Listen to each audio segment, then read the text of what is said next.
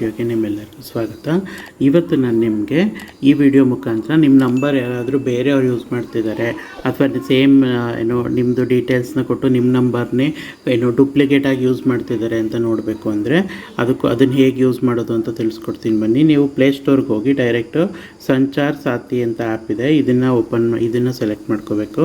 ಇದನ್ನು ನಾನು ಇವಾಗ ಇನ್ಸ್ಟಾಲ್ ಮಾಡ್ತಾಯಿದ್ದೀನಿ ಬನ್ನಿ.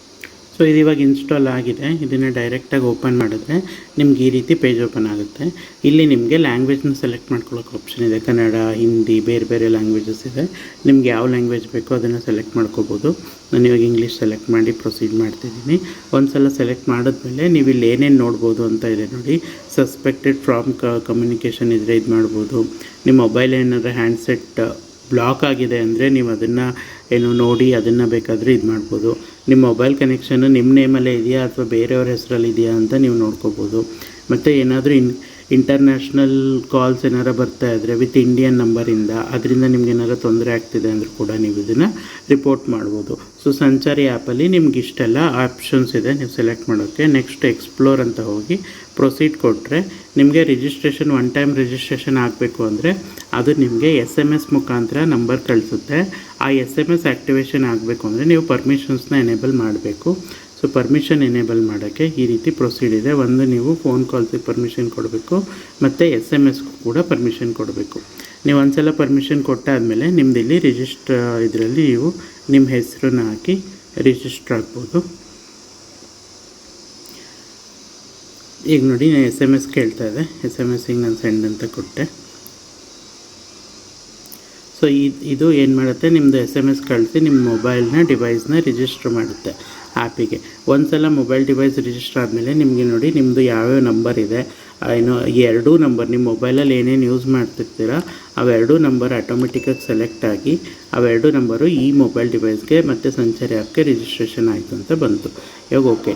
ನೆಕ್ಸ್ಟ್ ನಿಮಗೆ ಇಷ್ಟು ಆಪ್ಷನ್ಸ್ ಇದೆ. ಒಂದು ಬಂದು ನೀವಿಲ್ಲಿ ನೋಡ್ಬೋದು ರಿಪೋರ್ಟ್ ಸಸ್ಪೆಕ್ಟೆಡ್ ಫ್ರಾಡ್ ಕಮ್ಯುನಿಕೇಷನ್ ಇರ್ಬೋದು, ಮತ್ತು block your lost or stolen mobiles handset ಇರ್ಬೋದು.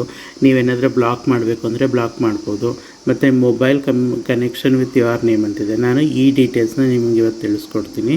ನೀವು ಇದ್ರ ಮೇಲೆ ಕ್ಲಿಕ್ ಮಾಡಿದ್ರೆ ನಿಮ್ದು ನೋಡಿ ಡೀಟೇಲ್ಸ್ ಬಂತು. ಇವಾಗ ನನ್ನ ನಂಬರು ರಿಜಿಸ್ಟರ್ಡ್ ಆಗಿದೆ. ಇವಾಗ ಇನ್ನೊಂದು ಮೊಬೈಲ್ ನಂಬರ್ ಇದೆ, ಅದು ಕೂಡ ರಿಜಿಸ್ಟರ್ ಆಗಿದೆ. ಸೊ ಇವಾಗ ಇಲ್ಲಿ ನೋಡ್ಬೋದು, ನೀವು ಇಲ್ಲಿ 3 ನಂಬರ್ ನೋಡ್ತಾ ಇದ್ದೀರಾ. ಇದರಲ್ಲಿ ಇದು ಎರಡು ನನ್ನ ಹೆಸರಲ್ಲಿ ರಿಜಿಸ್ಟರ್ ಆಗಿರೋದೆ. ಇದನ್ನು ಬೇಕಾದರೆ ಇದು ರಿಕ್ವೈರ್ಡ್ ಅಂತ ಹಾಕಿ ಸೆಲೆಕ್ಟ್ ಮಾಡಿದ್ರೆ ಅದು ರಿಕ್ವೈರ್ಡ್ ಅಂತ ಆಗುತ್ತೆ. ಇದಕ್ಕೆ ಬಂದು ಇದು ನಾಟ್ ಮೈ ನಂಬರ್ ಅಂತ ಕೊಟ್ಟರೆ ಓಕೆ ಕೊಟ್ಟರೆ ನಾಟ್ ಮೈ ನಂಬರ್ ಅಂತ ಸೆಲೆಕ್ಟ್ ಆಗುತ್ತೆ. ಇವಾಗ ಬೇಕಾದ್ರೆ ನೀವು ಇಲ್ಲಿ ಸಬ್ಮಿಟ್ ಕೊಡ್ಬೋದು. ಇದನ್ನು ಬೇಕಾದ್ರೆ ನೀವು ಆಪ್ಷನ್ ಚೇಂಜ್ ಮಾಡೋಕ್ಕೆ ಒಂದಿನ ಟೈಮು ಕೂಡ ಇರುತ್ತೆ. ನೀವು ಕನ್ಫರ್ಮ್ ಮಾಡಿದ್ಮೇಲೆ ನನ್ನ ಹೆಸರಲ್ಲಿ ಏನಾರು ನಂಬರ್ ಇದ್ದರೆ ಅದಕ್ಕೆ ಏನಾಗುತ್ತೆ, ನಿಮಗೆ ರಿಕ್ವೆಸ್ಟ್ ಹೋಗುತ್ತೆ, ಅದು ನನ್ನ ನಂಬರ್ ಅಲ್ಲ ಅಂತ ನಾನು ಡಿಕ್ಲೇರ್ ಮಾಡಿ ಹಾಕಿದ್ದೀನಿ. ಈ ರೀತಿ ನೀವು ಸಂಚಾರಿ ಆ್ಯಪ್ನ ಯೂಸ್ ಮಾಡಿಕೊಂಡು ನಿಮ್ಮ ಹೆಸರಲ್ಲಿ ಏನು ಕನೆಕ್ಷನ್ ಇದೆ ಯಾವುದಿಲ್ಲ ಅಂತ ನೋಡ್ಬೋದು. ಇವಾಗ ನೋಡಿ ನಂಗೆ ಮೆಸೇಜು ಬಂದಿದೆ. ಇಲ್ಲಿ ನೋಡ್ಬೋದು ರೆಫರೆನ್ಸ್ ID ಕ್ರಿಯೇಟ್ ಆಗಿದೆ.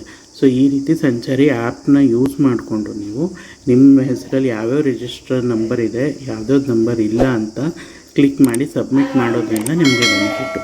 ಸೊ ಈ ವಿಡಿಯೋದಲ್ಲಿ ಇಷ್ಟೇ. ಈ ವಿಡಿಯೋ ನಿಮ್ಗೆ ಇಷ್ಟ ಆಗಿದ್ರೆ ನನ್ನ ಚಾನಲ್ ಸಬ್ಸ್ಕ್ರೈಬ್ ಮಾಡಿ ಸಪೋರ್ಟ್ ಮಾಡಿ. Thank you.